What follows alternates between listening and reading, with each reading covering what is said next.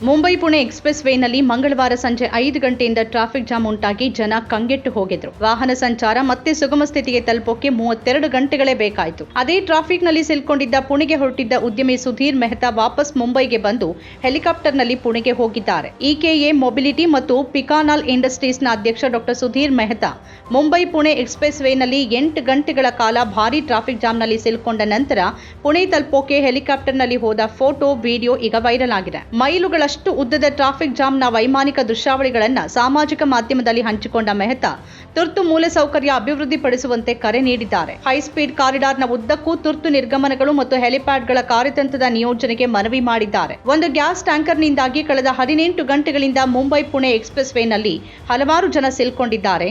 ಅಂತಹ ತುರ್ತು ಪರಿಸ್ಥಿತಿಗಳಿಗಾಗಿ ನಾವು ಎಕ್ಸ್‌ಪ್ರೆಸ್ ವೇನ ವಿವಿಧ ಹಂತಗಳಲ್ಲಿ ಎಕ್ಸಿಟ್ ದಾರಿಗಳನ್ನು ಮಾಡಬೇಕಾಗಿದೆ. ಆ ಮೂಲಕ ವಾಹನಗಳು ಹಿಂತಿರುಗಲು ಅನುವು ಮಾಡಿಕೊಡಬಹುದು ಅಂತ ಮೆಹ್ತಾ ಎಕ್ಸ್‌ನಲ್ಲಿ ಬರೆದಿದ್ದಾರೆ.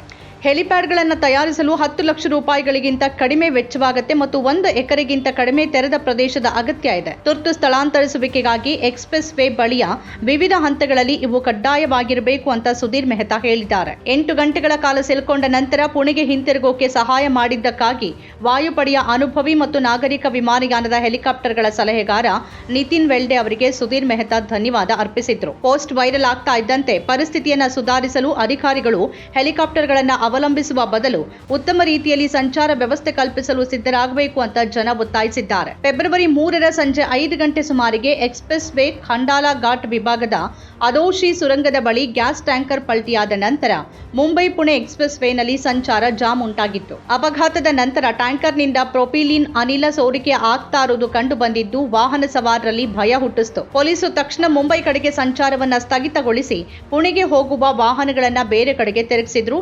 ಇದರ ಹೊರತಾಗಿಯೂ ಟ್ಯಾಂಕರ್ನಿಂದ ನಿರಂತರವಾಗಿ ಅನಿಲ ಸೋರಿಕೆಯಾಗ್ತಾ ಇದ್ದ ಕಾರಣ ಸಂಚಾರವನ್ನ ಪುನಃ ಸ್ಥಾಪಿಸೋಕೆ ಸಾಧ್ಯವಾಗಲಿಲ್ಲ. ಇದರ ಪರಿಣಾಮವಾಗಿ ಪುಣೆಗೆ ಹೋಗುವ ವಾಹನ ಸವಾರರು ಕೂಡ ದೀರ್ಘ ಸರತಿ ಸಾಲುಗಳಲ್ಲಿ ನಿಲ್ಲಬೇಕಾಯಿತು. ಮುಂಬೈ ಪುಣೆ ಎಕ್ಸ್‌ಪ್ರೆಸ್ ವೇ ಭಾರತದ ಮೊದಲ 6 ಪಥದ ರಸ್ತೆಯಾಗಿದೆ. ಇದು ಮುಂಬೈ, ರಾಯಗಢ ಮತ್ತು ನವಿ ಮುಂಬೈಯನ್ನ ಪುಣೆಯೊಂದಿಗೆ ಸಂಪರ್ಕಿಸುವ 94.5 ಕಿಲೋಮೀಟರ್ ದೂರವನ್ನು ವ್ಯಾಪಿಸಿದೆ. ನಮ್ಮ ಕಾರ್ಯಕ್ರಮಗಳನ್ನ ನೀವು ನೋಡ್ತಾ ಇದ್ರೆ ನಮ್ಮ ಚಾನೆಲ್ ಅನ್ನ ಸಬ್ಸ್ಕ್ರೈಬ್ ಮಾಡಿ, ಪಕ್ಕದ ಬೆಲ್ ಐಕಾನ್ ಒತ್ತಿ ನಮ್ಮನ್ನ ಬೆಂಬಲಿಸಿ. ಹಾಗೆ ನಮ್ಮ ಕಾರ್ಯಕ್ರಮಗಳನ್ನ ಲೈಕ್ ಮಾಡಿ, ಕಮೆಂಟ್ ಮಾಡಿ, ಅದನ್ನ ಬೇರೆಯವರಿಗೂ ವಾಟ್ಸ್ಆಪ್ ಮೂಲಕ ಶೇರ್ ಮಾಡಿ. ನೀವು ಹೀಗೆ ಮಾಡಿದಾಗ ನಮ್ಮ ಚಾನೆಲ್ ಮತ್ತಷ್ಟು ಜನರಿಗೆ ತಲುಪಲು ನೀವು ನಮ್ಮೊಂದಿಗೆ ಸಹಕರಿಸಿದ ಹಾಗಾಗುತ್ತೆ. ಇದು ನೀವು ಯಾವುದೇ ಖರ್ಚಿಲ್ಲದೆ ಕೆಲವೇ ಸೆಕೆಂಡುಗಳಲ್ಲಿ ನೀಡಬಹುದಾದ ಸಹಕಾರ. ಧನ್ಯವಾದಗಳು.